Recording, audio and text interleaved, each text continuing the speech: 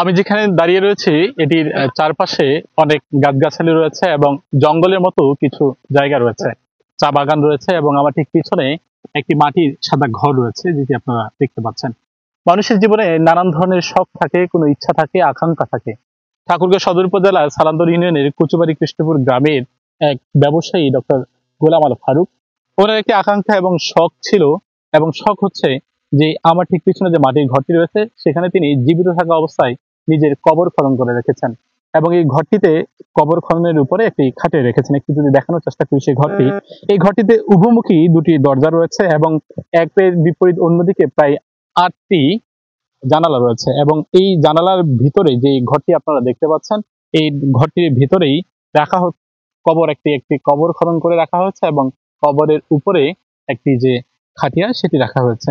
এখানকার যারা স্থানীয়রা রয়েছেন এবং বিশেষ করে যারা এই জায়গাটি দেখাশোনা করেন তাদের বেশ কজনের সঙ্গে আমাদের কথা বলার সুযোগ হয়েছে। তারা আমাদেরকে বলছিলেন যে এই ব্যবসায়ী বিশ্বের বিভিন্ন জায়গায় তিনি ঘোরাফেরা করেন এবং বিভিন্ন জায়গায় ঘোরার সুবাদে তিনি এখানে এই মাটির যে ঘরটি রয়েছে এই ঘরটিতে এই কবরটি খনন করে রেখেছেন এবং একটি খাটিয়ে রেখেছেন। ডিজাইন, এলিগেন্স, বিউটি, সেরা পণ্য সবার জন্য জেভিকো। তিনি তাদেরকে বলে গিয়েছেন বিশ্বের যে কোনো জায়গায় তিনি মারা যান না কেন যাতে করে এই জায়গাটিতে তাকে কবরে শায়িত করা হয়, অর্থাৎ বিশ্বের বিভিন্ন জায়গায় ঘোরার পরেও এইখানেই যাতে করে শেষ ঠিকানা হিসেবে করা হয়, সেই কারণেই তিনি গড়ে তুলেছেন বা করেছেন একটি কবর খনন এবং এই জায়গাটিতে তিনি রয়েছেন। আমরা একটু কথা বলার চেষ্টা করব যে এটি দেখাশোনা করে। আমাদের সঙ্গে জুয়েল রয়েছে। জুয়েল এই মূলত যে কবর খনন করা হয়েছে সেটি দেখাশোনা করে। জুয়েল, জানতে চাই যে কতদিন থেকে এখানে আছো এবং এই যে ডক্টর গোলাম আল ফারুক একজন ধনাঢ্য ব্যক্তি, তিনি এটি কেন করেছেন এবং তিনি তোমাদেরকে কি বলেছেন? আমি এটা প্রায় 2 বছর যাবত দেখাশোনা করি।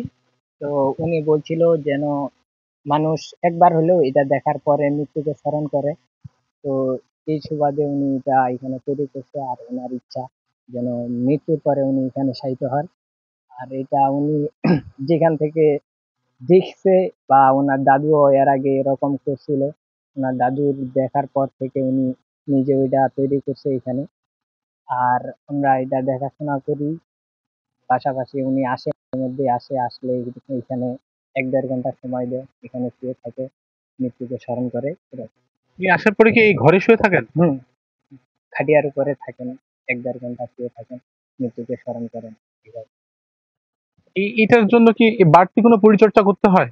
না, বাড়তি পরিচর্যা বলতে একটু আমরা পরিষ্কার করে রাখি, উনি আসলে পরিষ্কার পরিচ্ছন্ন রাখি।